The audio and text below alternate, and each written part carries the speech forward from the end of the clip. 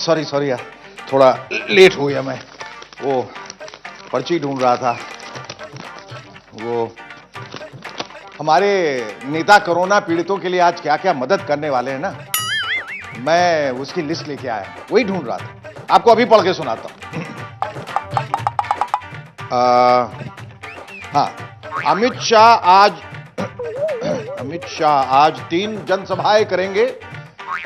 ममता बनर्जी आज 3 रैलियां करेंगी। दिलीप घोष आज 4 रोड शो करेंगे। मनोज तिवारी 2 रोड शो और 1 रैली करेंगे। शाहनवाज हुसैन 1 रोड शो करेंगे और 1 रैली करेंगे। लगता है सॉरी, गलत पर्ची निकल गई जेब से। ये तो वो पर्ची है जिसमें हमारे नेताओं का आज का रैली और रोड शो का प्रोग्राम है। वो पर्ची कहां गई जिसमें नेताओं का वो प्रोग्राम लिखा था, जिसमें उनका लोगों की मदद करने का प्रोग्राम था। वो पर्ची कहां गई? यहीं थी, ये वाली पर्ची तो है नहीं, रखी थी इधर ही पर। बंदरू पता नहीं कहां गई वो पर्ची शेखरू? अरे होगी यहीं यार, किसी जेब में। मिल क्यों नहीं रही है? इसमें तो है नहीं, इसमें भी नहीं है। चलो खैर कोई बात नहीं, मिल जाएगी, बाद में मिल जाएगी। ऐसा क्या है, और जैसे ही मिल जाएगी मैं आपको बता दूंगा कि हमारे नेता लोगों की कहां कहां क्या क्या और कैसी कैसी मदद कर रहे हैं। ऐसी कोई पर्ची है भी क्या शेखरू? है क्यों नहीं, बिल्कुल है, बस मिल नहीं रही। फिलहाल तुम उस पर्ची को छोड़ो, और ये जो पर्ची गलती से मेरी जेब से निकल आई थी ना, चुनावी प्रोग्राम वाली, पहले उसके प्रोग्राम्स देख लेते हैं।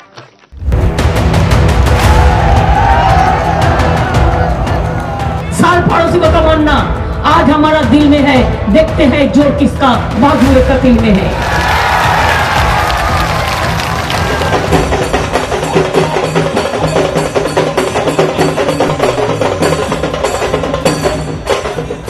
आप भारी मतदान करिए, मोदी जी पर भरोसा करें।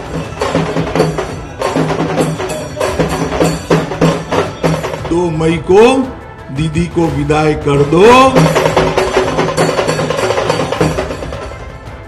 देख रहे हैं आप, देख रहे हैं, उधर कोरोना से पब्लिक मर रही है, ऑक्सीजन के बिना उसकी सांसें थम रही हैं, रुक रही हैं, लेकिन इधर हमारे नेताओं की रैलियां नहीं रुक रही। मोदी जी ने कहा भी था ना कि नेताओं की चमड़ी बहुत मोटी होती है, इतनी मोटी। सर ने ये भी बोला था कि कौन सा वाले सुई लेके आए हो, वेटनरी हॉस्पिटल वाला मोटा सुई ले आए कि नहीं। तो फिर हम लोग हंस पड़े वहां पे। तो उसके बाद उन्होंने ये भी बोला कि पॉलिटिशियन की चमड़ी बहुत मोटी होती है, इसीलिए मोटा वाला सिरिंज लाना करके। तो फिर हम लोग हंस रहे थे। उसके बाद हमने बोला नहीं सर, नॉर्मल वैक्सीनेशन सिरिंज से। शायद इसलिए हमारे नेता कोरोना के हाहाकार के बावजूद भी अपनी रैलियां बंद नहीं कर रहे हैं। ममता दीदी ने बंगाल में आज 4 रैलियां की। हम लड़ेंगे, हम जीतेंगे, और जो हमसे टकराएगा और चूर चूर हो जाएगा, ये आप लोगों को याद रहना चाहिए।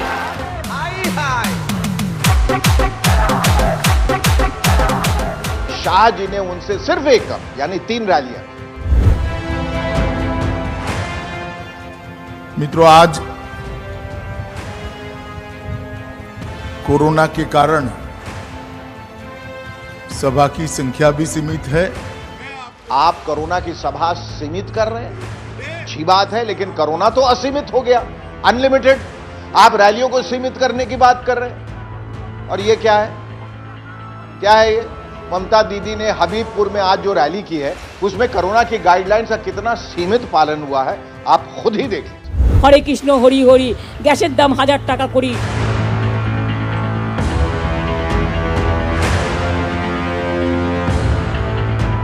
তাহলে খেলা হবে?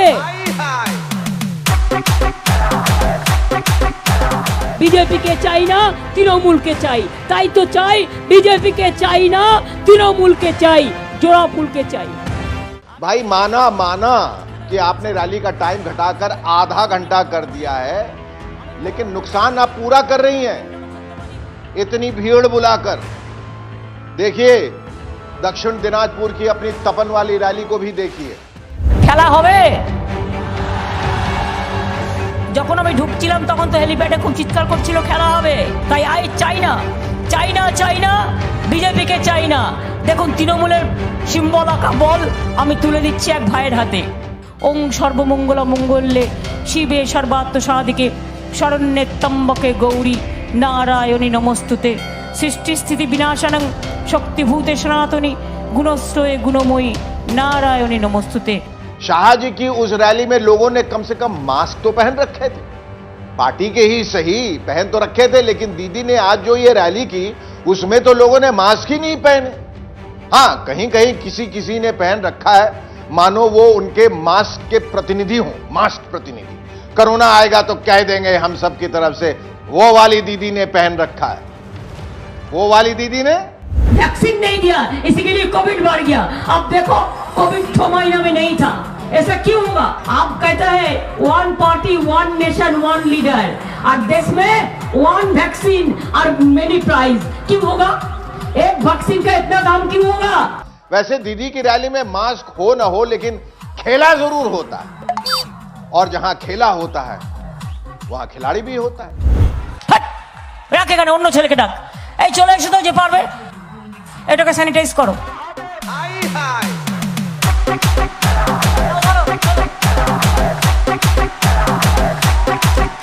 আমি খেলি না, কিন্তু আমার সবকিছু খেলায় অভ্যাস আছে। আমি হাডুডুও খেলতে পারি, সুইমিংও করতে পারি, আমি বলও নাচাতে পারি, আমি ব্যাডমিন্টনও খেলতে পারি, আমি ক্রিকেটও খেলতে পারি। আমি ক্রিকেটে লোকসভা রাজ্যসভায় বেস্ট প্লেয়ার হয়েছিলাম। সুতরাং রোজ খেলার দরকার নেই, খেলার এক সব কাজে একটা উৎসাহ থাকলে হয়ে যায়। हमें पता है दीदी कि आप बहुत अच्छी खिलाड़ी हैं, लेकिन क्या है कि कभी कभी आप फाउल प्ले भी खेल जाती हैं। देखिए अपनी इस रैली में आप कैसे सोशल डिस्टेंसिंग के बजाय अनसोशल डिस्टेंसिंग कर रही हैं। अनसोशल। বাংলা যেন গুজরাট দখল করতে না পারে, আর দিল্লির হাতে বাংলা আমরা যাবে না, দিল্লির হাতে বাংলা আমরা ছেড়ে দেবো না, দিল্লির দুই গুন্ডার হাতে বাংলা যাবে না, বাংলা যাবে না, বাংলা যাবে না। सुन लिया दीदी को, ये है दीदी की अनसोशल डिस्टेंसिंग। लेकिन दीदी की पार्टी के सांसद शांतनु सेन कुछ और ही कह रहे हैं। देखिए बंगाल में जब तक ममता बनर्जी है, ममता बनर्जी के लिए पॉलिटिक्स से ऊपर ह्यूमन लाइफ का इंपॉर्टेंस है। क्या क्या क्या जरा फिर से सुनाना। देखिए बंगाल में जब तक ममता बनर्जी है, ममता बनर्जी के लिए पॉलिटिक्स से ऊपर ह्यूमन लाइफ का इंपॉर्टेंस है। ह्यूमन लाइफ का इंपॉर्टेंस, ओ हो, हाउ कंसिडरेट। क्या यही है ह्यूमन लाइफ का इंपॉर्टेंस? ये है ममता दीदी की आज की रैली। ना तो यहां किसी ने मास्क पहन रखा है, ना कोई सोशल डिस्टेंसिंग कर रहा है। यही है ह्यूमन लाइफ का इंपॉर्टेंस। यही तो हिपोक्रेसी है। अरे ये तो कुछ भी नहीं है बंदरू, आगे सुनो। ममता दीदी की इन रैलियों के बावजूद भी शांतनु दादा लॉकडाउन पे क्या कह रहे हैं, सुनो सुनो। सेकेंड सर्ज जब हो रहा है तब प्रधानमंत्री जी बिजी है बंगाल में चुनाव कैंपेनिंग करने के लिए, has become almost A daily passenger. कमाल करते हैं दादा। मोदी जी रैलियों की वजह से लॉकडाउन नहीं लगा रहे, ये बताने से पहले आप एक बार दीदी को भी तो सुन लेते। नहीं सुना है तो अब सुन लीजिए। লকডাউনের কোনো বিকল্প না না লকডাউন টকডাউন আমি এখন ভাবছি না, লকডাউনের কোনো বিকল্প না না লকডাউন টকডাউন আমি এখন ভাবছি না।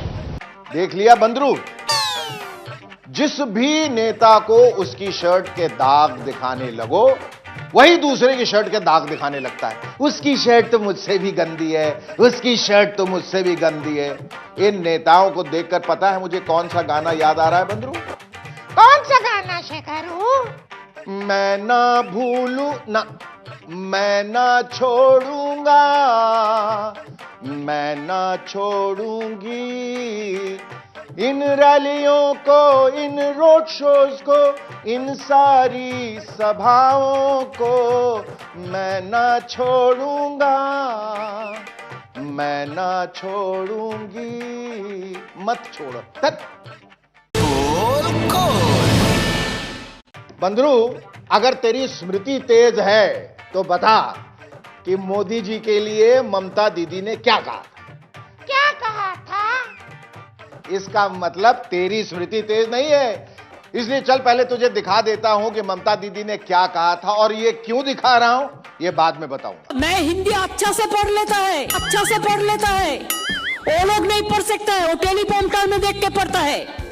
जो भाषा देखता है टेलीप्रॉम्प्टर में गुजराती में लिखा देता है, टेलीप्रॉम्प्टर में गुजराती में लिखा देता है और वही पढ़ता है। हम तो गुजराती का भी हमारा याद है, केम छो भालचो हमको भी पता है। मैं याद दिला रहा था कि ममता दीदी ने मोदी जी को ताना मारा था कि उन्हें बांग्ला नहीं आती है और वो गुजराती में लिखा हुआ पढ़ते हैं। इसीलिए बीजेपी ने अब एक ऐसे नेता को बंगाल के चुनावी मैदान में उतार दिया जिसे न सिर्फ बांग्ला आती है बल्कि फर्राटेदार आती है, दीदी की स्कूटी से भी।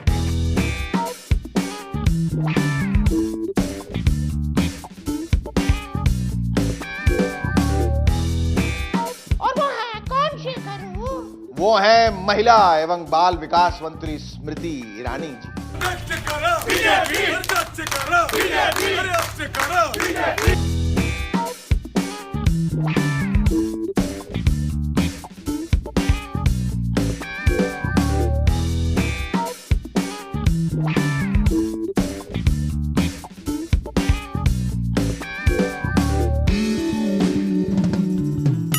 स्मृति जी ने बंगाल के रण में कूदते ही अपनी फर्राटेदार बांग्ला में दीदी पर हमले पे हमले शुरू कर दिए। भीषण हमला। বলছে মোদি কেন দিদি বলছে,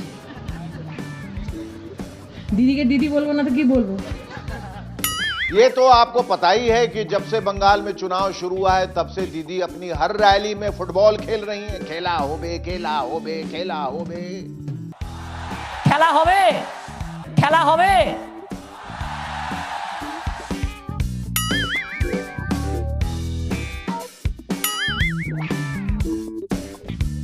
খেলা হবে,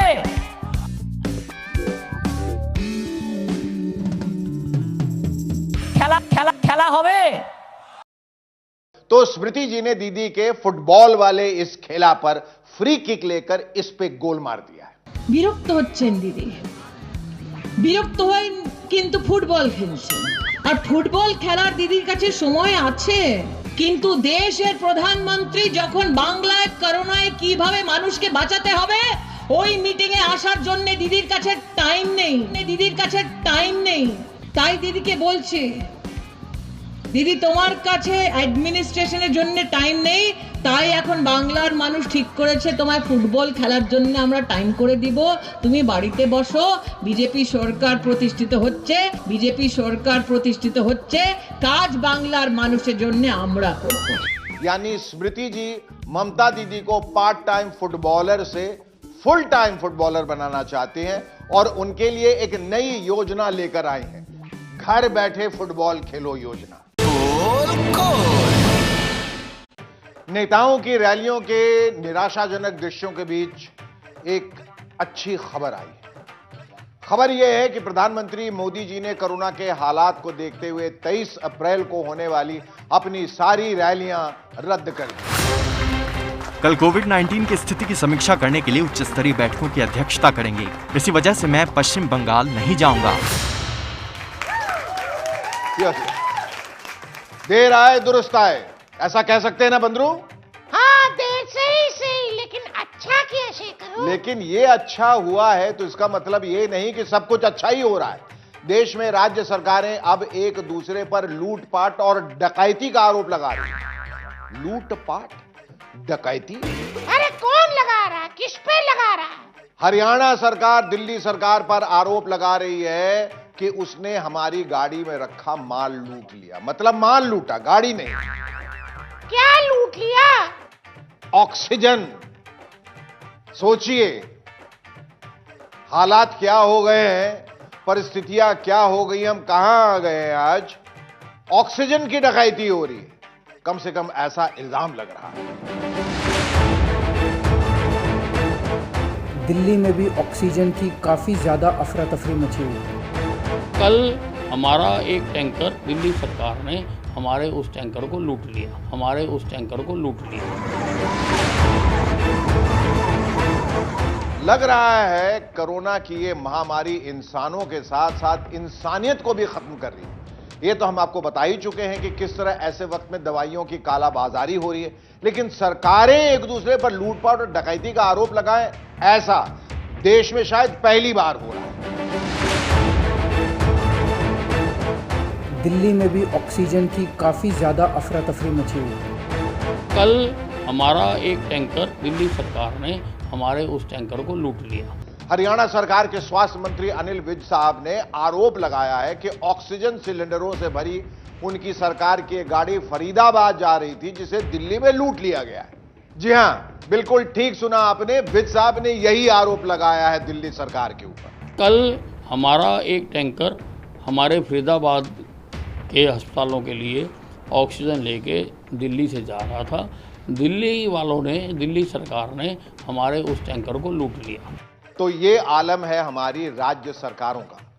पता नहीं सचमुच लूट हुई है या नहीं, लेकिन कुछ तो हुआ है ये तय, और हुए ही जा रहा है। दिल्ली के उप मुख्यमंत्री मनीष सिसोदिया ने पलटकर आरोप लगाते हुए कहा है कि हरियाणा सरकार उस मात्रा में दिल्ली सरकार को ऑक्सीजन सप्लाई नहीं कर रही है जिस मात्रा में उसे करना चाहिए था। हरियाणा के पानीपत के ऑक्सीजन के प्लांट से, जो एयर लिक्विड का प्लांट है, वहां से रात को 3 बजे तक ऑक्सीजन नहीं निकलने दी दिल्ली की। दिल्ली के मुख्यमंत्री अरविंद केजरीवाल जी भी आरोप लगा रहे हैं कि केंद्र सरकार उनको जरूरत के मुताबिक ऑक्सीजन नहीं दे रही। मैंने खुद रात भर अस्पतालों में ऑक्सीजन का इंतजाम कराने में गुजारी है कि कहीं किसी अस्पताल में ऑक्सीजन की कमी से कहीं मौत नहीं हो जानी चाहिए। केंद्र सरकार हर राज्य को ऑक्सीजन का कोटा तय करती है। देश भर में जितनी भी ऑक्सीजन बनती है, केंद्र सरकार तय करती है कि इस राज्य को इतनी ऑक्सीजन मिलेगी, इस राज्य को इतनी ऑक्सीजन मिलेगी। ये सब तो ठीक है केजरीवाल जी, आपकी मांग जायज है कि दिल्ली के अस्पतालों में ऑक्सीजन की कमी है, लेकिन आपको आपस में तो कम से कम नहीं झगड़ना चाहिए। पता नहीं सही कानूनी स्थिति क्या है, लेकिन अगर ये आरोप सही है तो, अगर सही है तो एक राज्य दूसरे राज्य की ऑक्सीजन को जबरदस्ती अपने कब्जे में ले ले, ये भी तो कोई अच्छी बात नहीं। अच्छी बात है क्या बंदरू? बिल्कुल भी नहीं। देश में ऑक्सीजन और वेंटिलेटर्स की पहले ही कमी पड़ रही है। कई हाई कोर्ट और सुप्रीम कोर्ट ने भी इसका संज्ञान लिया है। सुप्रीम कोर्ट तो इसे राष्ट्रीय आपदा मानकर कल सुनवाई भी करने वाला है। ऐसे में केंद्र और सभी राज्य सरकारों की भी जिम्मेदारी बनती है कि वो आपस में न झगड़कर पब्लिक की जान बचाने के लिए मिलकर काम करें, तभी कोरोना हारेगा। तो ये था आज का पोल खोल। अब मैं और मेरा बंदरू आपसे विदा चाहते हैं, और कोरोना को विदा करना है तो प्लीज कृपया मास्क पहनिए, सोशल डिस्टेंसिंग का पालन कीजिए, अपना और अपनों का बहुत अच्छी तरह से ख्याल रखिए, and yes, get yourself vaccinated as soon as possible. कल फिर मिलेंगे। चल बंदरू एक बात पूछना भूल गया, तूने वैक्सीनेशन ली है कि नहीं? अभी मैं 18 का कहाँ हुआ हूँ? अबे तू 18 का नहीं है, लगता तो 25 का है। खैर चल, सोचते हैं इसके बारे में।